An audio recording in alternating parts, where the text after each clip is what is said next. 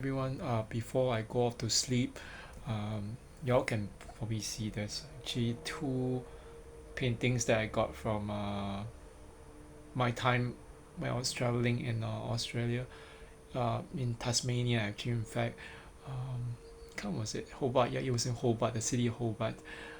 So anyway, this are the two pictures that I just decided to use to decorate my room, and then of course this is the icon of the Christ the Good Shepherd.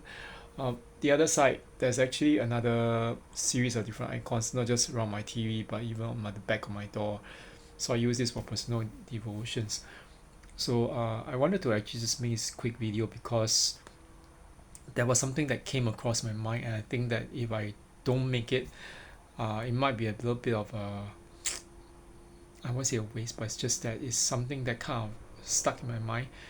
Okay, I know that not everyone is actually a Christian, and there's certain things about why we believe that as Christians, that there's a lot of power in the sign, in the cross. Okay, I know that now in like most Protestant churches there's this whole idea, no one really makes the sign on the cross anymore. There's no real value placed in it. It's just a symbol. A symbol is a symbol is a symbol, basically meaning that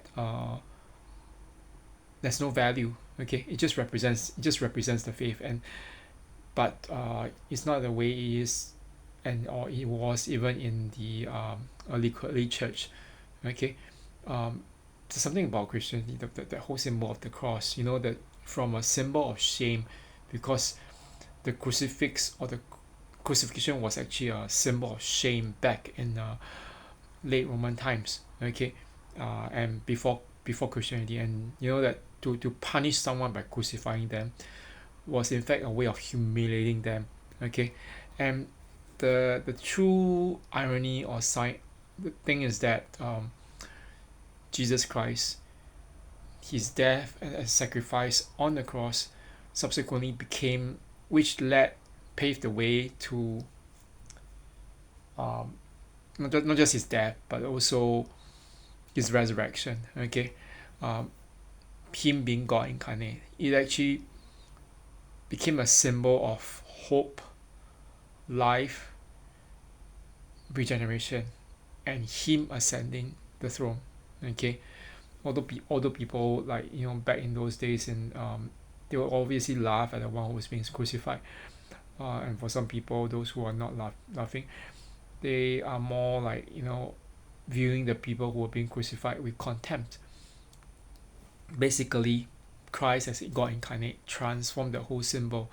So among Orthodox saints, and not just Orthodox saints, but that you see a lot of these Catholics, they make the sign of the cross, okay, this way, Orthodox this way. I mean, there's major difference, but regardless of that, why do Catholics and Orthodox make the sign of the cross? Okay, and why, especially in Orthodoxy, is the sign of the cross so revered? Okay, it's a sign of the power of God. Okay, that He can transfigure everything, even the death that comes from our sin.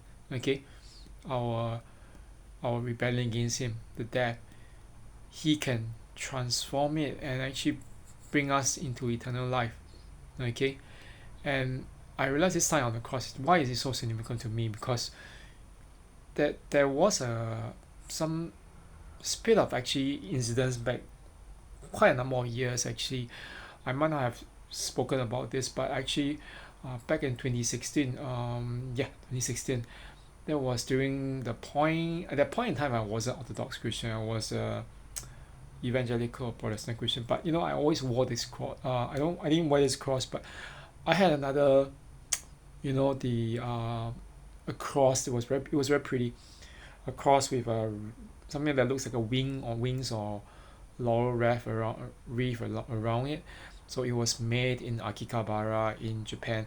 I think the thing in Japan is that despite them being very spiritual group of people, a lot of them have no idea of what this kind of symbols outside of their own native heritage represent.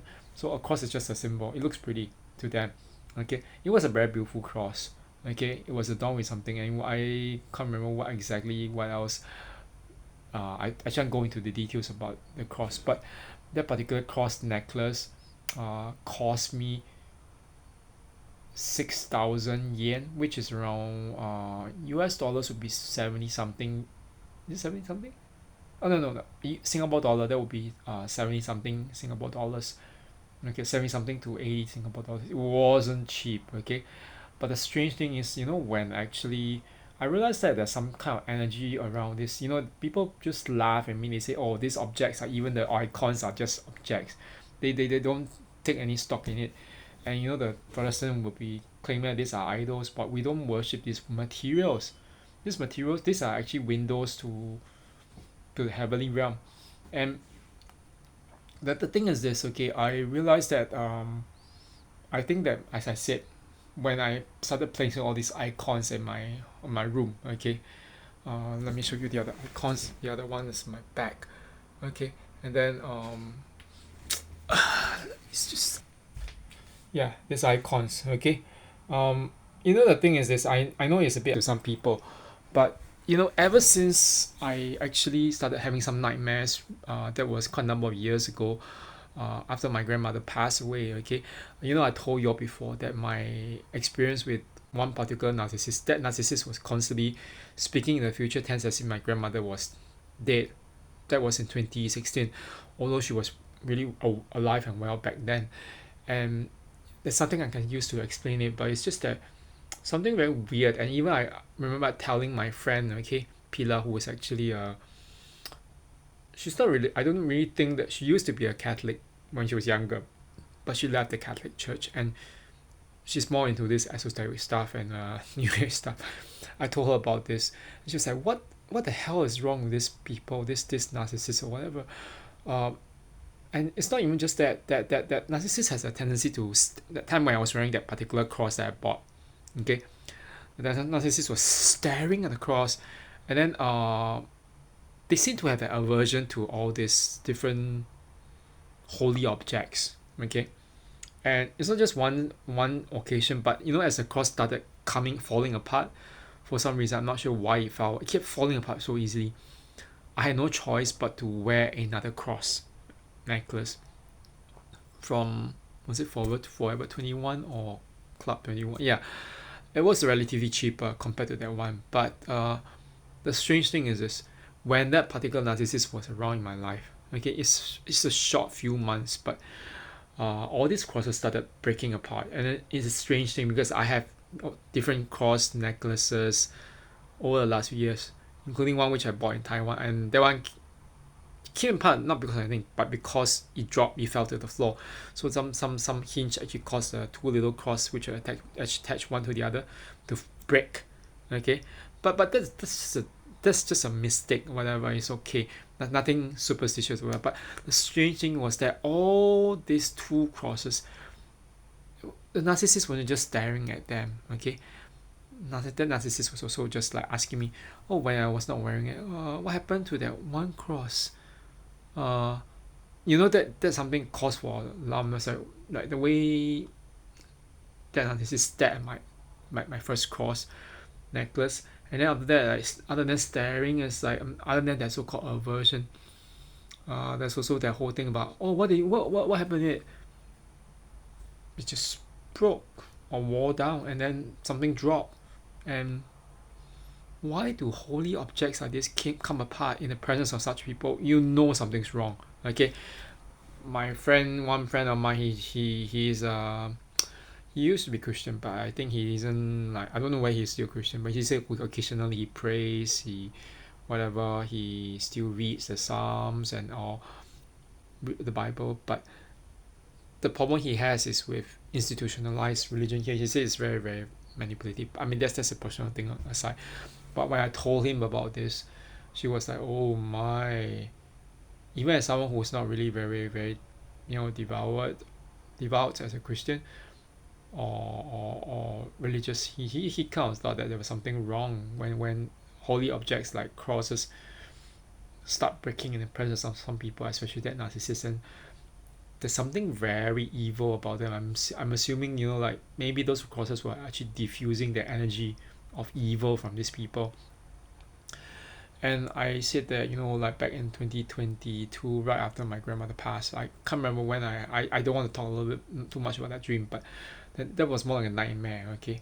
I have talked about this in great detail, so I shan't go into it and whatever. It was quite a number of years ago. The nightmare of being held hostage by some terrorist or something, some dark skinned man whom it's like a little bit like some kind of mirror of that particular narcissist. And the strange thing is, these dreams came on and off and on and off, and even me, despite me praying, asking God, okay, to clear my space, and even give me dreams, protect my dreams, the realm of the dreams, because this is where evil people, narcissists, and all this, uh, their demonic presence that is fueling them will actually enter. They can do things like this. They can astral project themselves into your dreams. They can metamorphosize as someone else. I don't know how they're doing it. It's just like some witchcraft, okay? Although I don't have a real actual scientific proof, okay?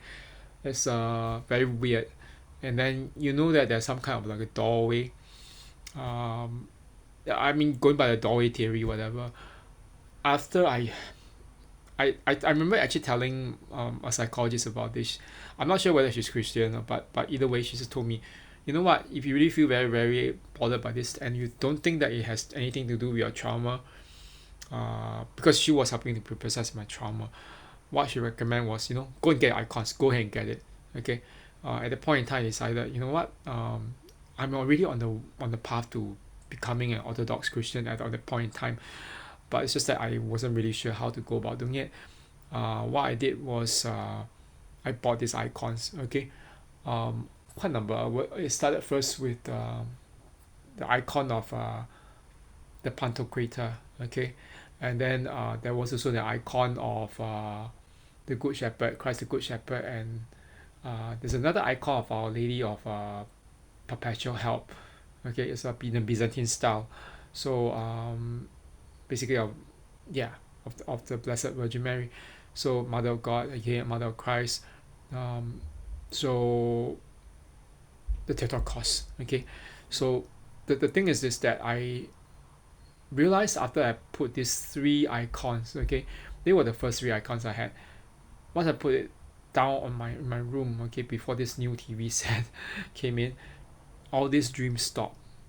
This dream stopped, really stopped. No one has ever, I have never had any more nightmares related to the narcissist, the one who whatever who did all this kind of abuse to me. And yeah, I just believe that all this stuff is, there's something linked to the demonic and the spiritual, and more than ever, that's why I got these icons, not so much out of superstition, but because I believe that in some way itself, Christ, he's actually speaking through, or reaching out to me through this to protect me, okay. And then not just him, but uh, as my Lord, my God, the saints are also around me, the saints and the archangels protecting me, okay.